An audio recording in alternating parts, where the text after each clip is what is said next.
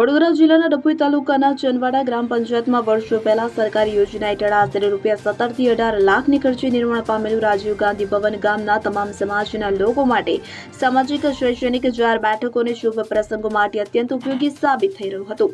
જો કે આ જાહેર મિલકત જર્જરિત ન હોવા છતાં સરપંચ અને તલાટી કમ મંત્રી દ્વારા ગ્રામસભા કે ગ્રામજનોને વિશ્વાસમાં લીધા વિના તેમજ સક્ષમ અધિકારીની પૂર્વ મંજૂરી કે તકનીકી અભિપ્રાય મેળવ્યા વગર જ ગેરકાયદેસર રીતે તોડી પાડવામાં આવ્યું હોવાનું ગ્રામજનોએ આક્ષેપ કર્યો છે। નિયમ મુજબની સરકારી પ્રક્રિયાનું પાલન કર્યા વિના સરકારી સંપત્તિને નુકસાન પહોંચાડવાની આ મનસ્વી કાર્યવાહી સામે સમગ્ર ગામમાં ભારે રોષ અને અસંતોષની લાગણી વ્યાપી ગઈ છે અને આ બાબત માત્ર એક ઇમારત પૂરતી સીમિત ન રહેતા જાહેર હિત અને સરકારી મિલકતના સંરક્ષણ સાથે જોડાયેલા હોવાથી ગ્રામજનોએ તાલુકા પંચાયત કચેરી ખાતે તાલુકા વિકાસ અધિકારીને લેખિત આવેદનપત્ર આપીને જવાબદારો સામે નિષ્પક્ષ તપાસ કરી કાયદેસરની કાર્યવાહીની માંગ કરી છે।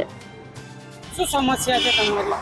અમારા ચંદવાડા ગામમાં રાજીવ ભવન છે સરકારી, એની અંદર જાનનો ઉતારો હાલતા હતા।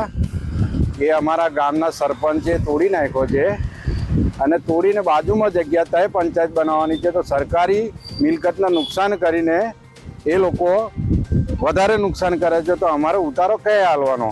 અમારી જોન આવે, વસાવા સમાજ છે, પરમાર સમાજ છે, વાદી સમાજ છે, મુસલમાન સમાજ છે, એ લોકોનો હોલ હતો, એ લોકોએ તોડી નાખ્યો છે।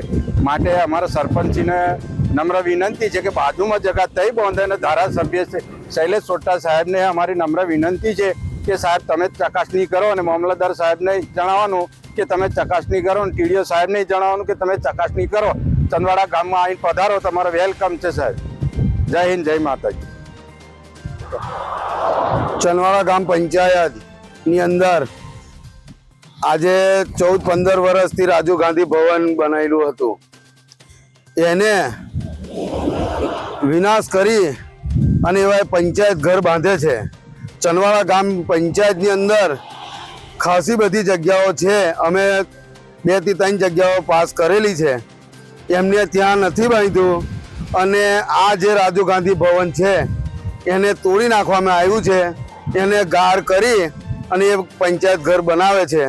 એટલે આખા ગામની સંમતિ લઈ અને અમે આ કાર્યવાહી કરીએ છીએ કે વિવાદ ઊભો થયો છે કે આ જે રાજીવ ગાંધી ભવન છે એ આપણા ગામની અંદર વાદી, પરમાર, વસાવા, મુસલમાન, હરિજન એમની કોઈ જાનનો ઉતારો છે નહીં। એટલે અમે સંમતિ કરીને જાનનો ઉતારો અહીંયા આપવાનું નક્કી કરેલું હતું। એમને બોડીને ઘરે જઈને સહી કરાવી લીધી, કીધું કે આપણે પરમિશન લેવાની છે એમ કહી ઠરાવ કર્યો અને આ કામ એમને ચાલુ કરી દીધું છે। આજે ઇમારત તોડવામાં આવી જેમાં પરમિશન લીધી છે ખરી આ લોકોએ? અહીંયા એવું કહે છે કે અમે ગ્રામ પંચાયતનો ઠરાવ કરેલો છે। તમારી જોડે છે ઠરાવ? અમને હજુ કશું કોઈ બતાવ્યું નથી।